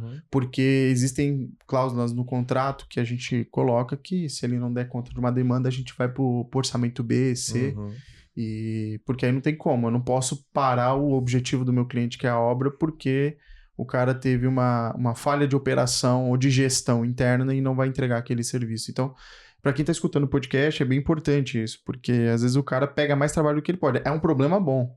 Porque ele tá vendendo mais do que ele tem capacidade de entregar, mas tem que tomar muito cuidado, porque se você não tiver, você tem que ter um canal de terceirização, algum canal específico para isso não ocorrer, né? Porque já aconteceu isso comigo mesmo, eu tenho muitos trabalhos, eu chego e falo, tem que começar a falar não em alguns momentos, né? Ou falar pro cliente, dá pra gente negociar um tempo, etc. Mas tem que tomar muito cuidado. Tem um escritório que a gente atende também, ele tava vendendo, tipo, cara, absurdamente mais do que ele tinha capacidade, tava no começo da implantação. E ele queria começar a fazer coisas da implantação no meio. Eu falei, não tem como. Você não vai mudar a regra do jogo no meio de um jogo que você já jogava. Falei pra pessoa, então a gente vai ter que mudar, tem que mudar muita coisa, porque aí a pessoa começa a espetar o Revit aqui, a não ser que você queira tratar isso como pockets, como pilotos, para que você gere conhecimentos, mas eu não chamo isso de implantação. Porque eu acho que tem que ser muito profissional e organizado quando a gente fala dessa gestão, né? Porque eu falo muito pro cliente, ele dá muito com expectativa, cara. Eu falo, você quer uma implantação com ou sem emoção? A maioria quer sem, né? Existe sem emoção? É uma pergunta. Cara, eu vou te dizer que assim, 60% a gente consegue fazer sem emoção no sentido do ambiente controlado, porque os outros 40% acaba acontecendo sequencial, mas aí tem o apoio de consultoria. É porque eu acho muito complicado, não é todo mundo que tem um perfil de cara, vamos lá, vamos fazer, vamos correr atrás, vamos ficar virando noite, estudando. É muito assim, sabe? Se você que tá escutando, você é isso aqui, você é 1 de 10 que faz isso. Mas a maioria quer sair no horário, a maioria quer ter uma vida normal. Então eu falo pro pessoal, vamos criar um ambiente controlado, porque desencadeia, cara, uma série de atividades para você fazer a implantação. A gente tem muitos números que comprovam isso. Que um template vai demorar mais de 200 horas, que uma biblioteca demora mais de 500 horas, que um BIM Mandate demora mais de 100 horas. Então eu tenho vários Isso a gente fazendo. Sim. Agora, imagina quem não sabe fazer. Exato. Então, eu falo, Sim. a brincadeira começa a ficar... Cara, e a gente sempre fala que para você implantar BIM, você tem que mudar a cultura do seu escritório, mudar como as pessoas vão receber isso. Cara, pega o escritório de 20 anos, 30 anos... 20 anos é os mais novos. 30 anos de existência, você imagina eu chegar lá e falar, ó... Sim. Tela preta nunca mais, esquece tudo isso aí que vocês estão mexendo, a vida de vocês vai mudar. Não, tem que ir de pouquinho em pouquinho, principalmente que a gente pega muitos que já tentaram 1, 2 vezes e não conseguiram. Então é uma mudança realmente de cultura. Sim. E muitos deles, é engraçado, antigamente até cobrava mais porque entregava em BIM. Depois eles entenderam que na verdade eles sempre fizeram em BIM. E que não faz sentido. Ele cobra mais se ele entrega mais produto. Exato. Se ele entrega mais valor do que ele está acostumado. E aí quando eu consegui mudar essa chave nesses escritórios, é quando a gente traz com muito orgulho o resultado e acaba, de uma forma geral, impactando na performance da empresa. E isso a gente conseguiu perceber muito no nosso mercado, porque os escritórios como um todo, né, de arquitetura, instalações, estruturas, bancaram as implementações BIM mais ou menos no mesmo tempo. Assim. Então, foram umas janelas de 2 anos e meio até todo mundo se adaptar. E isso, comercialmente, a gente começou a perceber que pararam de mandar Com orçamento e com e sem BIM. Porque foi uma mudança estrutural do escritório. Então, todos os projetistas passaram a usar o BIM como uma forma de projetar. Então, o modelo, ele pode ser entregue se ele foi contratado ou não. Mas a gente começou a perceber isso e foi um ponto muito positivo, inclusive, para as incorporadoras bancarem o BIM, porque o preço era o mesmo. Não, já vai entregar com o modelo mesmo, então peraí, deixa eu olhar para isso aqui. Então foi interessante o nosso mercado em Goiás, essa estruturação. Então, meio que os projetistas se adequaram e as incorporadoras, não, já estou pagando por isso, deixa eu olhar para isso. Né? Eu acho que assim, né? Eu sempre falo, todo mundo me liga muitas vezes perguntando, Júlio, como é que eu precifico isso, aquilo e tal? E aí eu falo assim, metro quadrado, não quero nem falar disso. Eu não gosto de metro quadrado, porque eu acho que é muito diferente. É que nem você medir a altura dos outros com a régua dos outros. Então eu falo assim, é muito superficial. Tem muito pouca informação. É igual você medir obra com cube, é loucura. Sim. Né? Vou comprar baseado no cube. Então, o que eu lembro é que assim, modelo de precificação, ele tem que saber quanto você gasta com o seu custo operacional, com tudo aquilo, imposto. Tem que ter margem de depreciação dos equipamentos, etc. Se você usa cartão de crédito ou não, também taxa. Primeiro você tem que saber tudo que você gasta. Aí você sabe o custo de tudo isso. Exatamente. Aí a gente discute margem. Então quando a pessoa não sabe o que é margem, o lucro que você quer obter em cima de uma venda, sobretudo fazendo certo, aí eu falo assim para a pessoa, então aí você está negociando valor. Aí você não está falando de BIM. Você está negociando o seu valor. Eu quero cobrar mais caro porque eu sou mais rápido, porque eu sou melhor, porque eu entrego isso. Aí foi quando eu tô tentando mudar a cabeça dos empreendedores para eles entenderem o modelo de precificação. Porque quando você olha dessa forma, aí você passa a medir com a sua régua, com a sua realidade. Claro, depois você pode comparar o seu modelo de precificação com o concorrente, eu brinco, depois você pega o HH que você definiu o seu, você divide em metro quadrado, cabeça de gado, peso, ouro, Bitcoin, você faz a conversão que você quiser de moeda para você entender se você está mais competitivo ou não. E aí, você também estudou marketing, então você sabe que tem os 4 P's lá, né? Sim. Cara, preço, praça, promoção, produto. O cara vai falar, como que eu quero entrar no mercado? Então não tem nada a ver. O BIM, ele é... Primeiro, se você está em CAD, você não consegue competir com quem está em BIM. Exato. Começa por aí. Então eu falo, você já tem que trazer a melhor tecnologia. Já usando a melhor tecnologia, você tem que melhorar a gestão, pô. É isso que você tem que focar. Exato. E aí, quando a gente muda a cabeça das pessoas para essa forma, aí nós ficamos muito felizes, porque geralmente teve uma mudança de fato de negócio. Exato. E muda a atividade, muda negócio, muda como contrata, muda como recebe, muda como paga. Aí, se não der certo, alguma coisa a pessoa está fazendo errado, né? Assim, digo de forma geral. Alguma mequetrefe está sendo feito ali que está pagando aquela dívida, vamos dizer assim. Mas eu falo, com o BIM, eu muitas vezes falo, minha primeira implantação, se eu colocar, eu te garanto que elas pagam na primeira implantação. Se você fizer o que eu tô te pedindo e a gente assinar junto. Agora, se você começar a inventar moda no meio do caminho, fala, o combinado não sai caro. né? Porque a gente faz uma série de perguntas. Você vai se dedicar quanto tempo ao projeto por semana? E etc. Pra gente saber quanto tempo vai dar de complexidade para aquela implantação. Porque pra gente isso aí Cara, você imagina, eu faço isso há mais de 10 anos. Sim. Então eu tenho muitas horas vivenciadas que eu consigo entender o que deu certo e o que não deu certo. E aí, quando eu estou em obra de coordenação, eu já falo, cara, o mínimo que essa pessoa de coordenação tem que ter é saber fazer o projeto. Exato. E aí, hoje eu estou tendo uma dificuldade que o pessoal não está sabendo fazer projeto. Uhum. E aí entra, né, uma dificuldade de todo mundo, porque quem paga a conta é a construtora. Exatamente. Sim. E essa questão da qualidade do projeto que está sendo entregue, eu já vi, né, equipes que trabalham no formato tradicional de coordenação, que não trabalham em BIM e tal, muitas vezes fala que o BIM atrapalha isso, porque as pessoas estão olhando para os profissionais que sabem modelar, mas que não são profissionais que são experientes. Isso é uma grande bobagem, porque as coisas elas são complementares, né? Então, se dentro de um escritório a gente tem o sênior, o dono do escritório, ou o projetista que está ali há 20 anos, essa pessoa precisa se adequar. Obviamente vão entrar pessoas mais novas, menos experientes tecnicamente, mas que têm mais facilidade com a ferramenta, que o gestor desse escritório consiga fazer o melhor dos dois. Mas uma coisa não pode excluir a outra. E a qualidade do projeto, a má qualidade da entrega do projeto, ela não pode ser responsabilizada pela plataforma, pela metodologia que está sendo. Isso é objeção. É a mesma coisa... Vai falar que a ferramenta é o problema. Exato. Né? Não, exatamente. Aí pode falar que o Scrum é um problema, vai falar que o Trello é um problema, que todo mundo é um problema. Menos a pessoa, né? É um problema. Então, eu concordo com você. Eu acho que assim, quando... eu tenho natureza quando eu vou lidar com o cliente, se o cliente está aberto a ouvir, a querer aprender, etc., cara, é um prazer ensinar esse cliente. Agora, se um cliente está buscando validação, Exato. eu não consigo ajudar ele. É difícil. Porque aí já chegou num limite ali. Eu sei como resolver, eu sei o que ele precisa. Agora, mais do que isso, ele tem que querer, né? Exato. Ele querendo, eu ajudo ele a buscar o caminho. Aí entra naquela questão que a gente falou no começo, né? Que como é que a gente faz, né, para esses clientes que, né, de alguma forma estão aprendendo, né, mas, né, enfim, às vezes continuam fazendo o mesmo erro entre um projeto e outro, né, é o perfil, né, do construtor que, faço assim há 20 anos, nunca tive problema.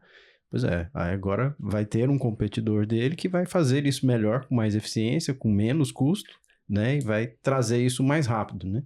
E aí acaba que, né, ele vai aprender isso na dor, né? Vai perceber isso, a gente vai conseguir entregar valor mais rápido, né? E consequentemente ter essa percepção entre um projeto e outro. Exato. E aí, né, é onde a gente separa o joio do trigo. Eu consigo entregar mais valor por menos, né? Então, a partir disso, eu preciso, de alguma forma, fazer com que ele comece, né, a criar isso como cultura. Né? A sair da zona de conforto dele, né? Exato. Porque aí ele tá na zona de conforto. Eu lembro disso também. Quando eu entrava sempre numa reunião mais jovem, tava com energia, trazendo tecnologia e tudo isso, aí o pessoal, eita, lá veio o BIM, que não sei o que lá. Aí eu falava assim, você sabe por que o meu cliente me contrata? Aí o cara falava, não, por que? Não sei. Porque eu dou ROI pra ele. Uhum. Exatamente. Senão ele não me contratava, Exato. eu dou retorno pra ele. Exato. Porque senão, a não ser que fosse um grande charlatão, né? É difícil você viver de um bom tempo sendo charlatão. Sim. Então eu digo assim, é importante quando eu digo para as pessoas, você quer estar em qual jogo? Uhum. Daqueles que estão buscando a mudança, estão querendo crescer, tsunami tá vindo. Exato. Ou você quer ficar aí?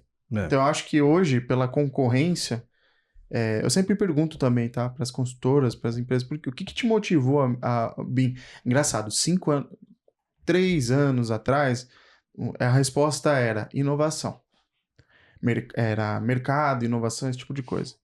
Hoje é concorrência. Exato. Então hoje o cara já sabe que se ele não tá no jogo de uma coordenação BIM, um projeto BIM, qualquer coisa com a palavra BIM no final, ele já tá obsoleto. E eu acho que isso é importante, porque também eu não tô hoje mais para ficar convencendo. Falo, se o cara sabe que ele precisa, eu tô aqui e vou ajudar ele. Hoje o alcance acho que já é muito grande, né? O BIM já tá... Acho que alcançou já todas as esferas, né? Desde o governo, desde o mercado privado, enfim, no Brasil inteiro. A gente já não está mais naquela era em que, né? Isso é uma referência de alguém que fez lá fora. Não, isso aí já é realidade e tem benchmark. já, para a gente poder comparar números. Aí, agora a tendência, eu acredito, né, é que o mercado comece a criar os melhores players, o mercado comece a diversificar, né, quem chega na frente com menos, né, oferecendo isso por menos, e aí, consequentemente, a gente precisa ter uma visão, né, de como que isso pode acontecer, né, sem que a cadeia como um todo, né, fique prejudicada, né, e aí os projetistas, por exemplo, né, eles vão com certeza ter que traduzir aquilo que eles entregam em valor técnico, que é né, o valor percebido, com isso embarcado, né, isso e precisa estar, vamos falar assim, a boa engenharia não vai se perder ou vai ganhar porque está entregando em BIM, ela vai continuar sendo uma boa engenharia. A questão é que a boa engenharia hoje, sem isso, não é uma boa engenharia. Assim como, né, se fazia, né, no papel, a produtividade que se tinha com a migração para o AutoCAD era uma, agora a gente tem outra, com a forma da gente usar essa informação que a gente está falando hoje de uma velocidade, né, dessa informação que está, né, assim, já passamos da era da velocidade como, né, que fica às vezes até atrelada à questão da comunicação, né? Hoje, né, a coisa está tão acelerada, né, no sentido que a gente consegue resumir tudo, né, a um prompt, né, uma coisa resumida, né? Então, assim, a coisa precisa realmente tomar uma dimensão, né, em que todo mundo que está trabalhando no mercado, né, de construção passe, né, a dar importância para isso como custo, né? Faz parte do processo, né? Você tem que realmente colocar isso dentro da composição do negócio, né? Então, se você olha isso com realmente a importância que deve ser dada, né? Isso precisa fazer parte da sua composição de negócio. Se o cara olha como despesa, por isso que eu gosto de modelo de precificação. Pode ser despesa, porque, assim, não é nem inovação, mas... Não, é investimento, porque assim, muitas vezes, quando a gente vai colocar, eu aprendi muito isso quando eu fui estudar sobre finanças, né? Porque assim, muitas vezes a gente fala, tá, eu comprei um microfone é investimento ou despesa? Para muitos, não, é mais um gasto, tal. Aí eu entendi, tudo que aquilo que é know-how, tudo aquilo que fica para a empresa é investimento. Exato. Então, muitas vezes eu falo pro cara, porque a gente tem que separar realmente o que é despesa de investimento. Porque eu falei pro cara, você vai implantar o BIM, vai dar certo, tal, isso é investimento. Porque isso aí você vai usar infinitamente. Despesa é uma coisa que você tem um recurso limitado, você vai usar hoje, mas você vai ter que comprar de novo. Então, acho que isso é muito importante ficar claro pro cliente, porque isso também fala na composição de valor, né? O que é preço e valor também. A gente pode ir para outras esferas ali. A gente gosta de fazer a conta do custo de aquisição. O custo de aquisição está muito relacionado à questão da recorrência, né? Então, foi um investimento para você eventualmente chegar naquele cliente numa primeira vez. Quando ele, né, perceber o valor e voltar, isso começa a ser diluído. Então, acaba que esse investimento, se ele for considerado alguma parcela dele como um custo de aquisição, isso vai sendo diluído com o tempo pela recorrência que você cria, né? Então, isso é realidade para SaaS, mas também é realidade para o serviço, né? Com certeza. Acho que mais ainda para o serviço, né? Quem aqui não tem um barbeiro de confiança, Exatamente. médico, né? Exato, essa lógica. E falando assim do potencial do BIM, que hoje a gente tem uma atuação limitada ainda, a gente tem vários campos para serem explorados, e no mercado que a gente atua, que é da construção civil, de empreendimentos imobiliários, a gente vê o potencial do BIM na fase de concepção do projeto, a gente vê o potencial do BIM na venda, sabe? A gente mostrar a tecnologia de como aqueles projetos estão sendo desenvolvidos. Isso traz segurança para o cliente, do meu cliente, né? Traz segurança para o corretor vender aquele produto. Então, a gente vê um potencial comercial na exploração do BIM nesse sentido. E na outra ponta, a gente está falando da obra, do controle de obra, a gente está falando do orçamento e a gente está falando da manutenção. Pensa, uma construtora que consegue entregar um plano de manutenção usando o modelo BIM, isso é um diferencial absurdo perante os concorrentes. Então a gente tem falado muito disso, porque a gente precisa avançar, já avançamos muito, mas a gente precisa avançar ainda mais. Carlos, mas você sabe que isso eu aprendi na minha primeiro erro de venda, há muitos anos atrás, que é assim, quando eu entendi sobre percepção de valor e o que é para o cliente o produto, né? Porque assim, quando um cara compra apartamento, ele não quer saber se ele foi feito em CAD, à mão, no BIM. Ele quer saber se foi feito por um arquiteto, por um engenheiro, né? E muitas vezes ele quer saber se teve um projeto por aquilo. Então, quando eu trago esse contexto, é legal porque eu já fiz uma comparação na pós-graduação que eu ministro treinamentos, eu falo assim, ó, sobre implantação, e eu falo, galera, me tragam um preço de implantação de um projeto custo A, B, C, CAD, na mão e no BIM, para eles terem uma percepção de valor, né? E aí foi quando eu entendi, no final o cliente compra projeto. Aquele que você conseguir fazer mais rápido, mais barato, ele vai comprar. Então, se você conseguir fazer mais rápido, o seu HH elevou. Então, tem que entender que o cliente ele não está comprando aquilo. Ele pode comprar produtos daquilo, mas ele não está comprando um BIM. Ele compra um quantitativo, ele compra um planejamento 3D, ele compra um óculos que você coloca o projeto para ele andar. Ele compra isso. Mas, acima de tudo, ele está comprando você, né? A sua participação, porque ainda o ChatGPT não faz projeto sozinho, sem conversar com o cliente, ligando para ele sexta-feira de noite que vai atrasar. Então, eu gosto de trazer esse pensamento, porque é onde a gente separa a tecnologia do ser humano. Perfeito. Sim. Né, eu falo que o trabalho ordinário a máquina faz, o extraordinário o ser humano faz. Então, acho que assim, entra para a gente poder concluir ali também esse tópico, sobre a importância, né, de se especializar em tudo isso. A gente gastou muitos anos aqui de experiência, né? Sim. Mas a gente teve, acho que o mais importante, que é a cabeça aberta, né? Eu falo assim, de estar conversando com alguém que tem interesse, de entender quem tem a mesma mentalidade ou um viés de, não, me dá sua opinião, vamos discutir, do que uma pessoa que tá assim, ó. Porque no BIM eu já percebi que quem tá no individual, cara, não vai para frente. É verdade. Tem que estar no coletivo, Exatamente. não tem como. Então, clientes, projetistas que trabalham sozinho, não gostam de colaborar, esses daí vão ser extintos aos poucos. Porque a ideia mesmo é ter um ambiente que todo mundo possa compartilhar. E eu acho que o BIM, ele traz essa transparência que você falou. Eu falei, qual que é o valor de uma segurança? A gente só sabe quando dá problema, né? Exato. Então, o valor da segurança, você paga convênio, paga um monte de coisas para não usar. Mas se um dia você precisar, você vai dar valor quando você pagar. Então, eu falo que no nosso trabalho é a mesma coisa. A gente está antecipando um monte de coisas ali que ninguém está vendo. Acho que a gente só tem que aprender como mercado e compartilhar com o mercado benchmark, sabe? Assim, passar... Quanto que custa um Clash? Quanto custa isso para as pessoas terem uma noção de valor? Porque senão ela não sabe, porque aí sim, senão ela está contratando alguém que só está apertando o botão mesmo. Exato. E aí onde eu acho que é importante trazer números, porque números traz para consciência, né? Que nem eu falei, 10 mil horas num projeto, ou quanto em 10 mil horas a gente não deve ter poupado ali vidas ali, entenderam? Assim, de muitas coisas que aconteceram. Então eu acho que a dificuldade que a gente vai ter agora, na minha opinião, daqui para frente, assim, mais é mensurar os acertos. Porque o erro tá diminuindo. Né? Isso aí. É isso. É isso. Galera, você que tá ouvindo o podcast, não esquece de dar 5 estrelas, compartilhar com o colega de profissão. Eu tenho certeza que pode ajudar ele a chegar no próximo nível. Pessoal, estamos chegando no final. Gostaria que vocês deixassem ali uma mensagem para o nosso ouvinte. Fiquem à vontade. Bom, pessoal, eu quero agradecer o convite primeiro, Júlio, agradecer o convite por estar aqui. Estar aqui pra gente é uma validação do que a gente faz mesmo, assim, a gente acompanha seu trabalho, tanto aqui no podcast como outros trabalhos que você faz. Foi muito importante a gente vir, trazer um pouco da realidade do nosso mercado, falar um pouco de como nós trabalhamos, ver que a gente tem um alinhamento, que a gente está no caminho certo. Então, o pessoal vai colocar nossos contatos. Quem quiser continuar essa conversa conosco, pode entrar em contato, nos mande mensagem, nos mande e-mail, a gente pode marcar uma call, a gente pode encontrar. E a ideia é o que você disse, é a gente conseguir compartilhar cada vez mais informações para que a gente fortaleça a cadeia como um todo. Então, a ideia é que a gente consiga parceiros.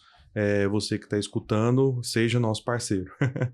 Obrigado mais uma vez. É isso aí, obrigado também, Júlio, pelo convite, né? Agradeço aí por a gente estar falando um pouquinho sobre tecnologia, processos, né? Tudo isso que a gente vive hoje no mercado, né? E é muito, né, bom ver como, né, a gente está alcançando mais pessoas, né? Através dessa nossa fala, né? De como é que a gente acredita que isso pode acontecer, né? Teve as nossas experiências, né? Você teve as suas, a gente acho que, né, consegue convergir bastante, ver como é que o mercado hoje vai estar muito competitivo, né? Tem muita gente no mercado, isso acho que é positivo exatamente para a gente poder, né, chegar num ponto em que o o processo vai ser valorizado, né? O que a gente, enfim, tanto estuda às vezes na academia, né, lá atrás, hoje já é uma realidade aqui, né, para o nosso mercado brasileiro. Valeu, pessoal. Então, não se esqueçam de se inscrever e compartilhar com algum colega de profissão. Obrigado, pessoal, novamente pelo podcast. Até a próxima. Grande abraço. Tchau, tchau. Tchau, tchau.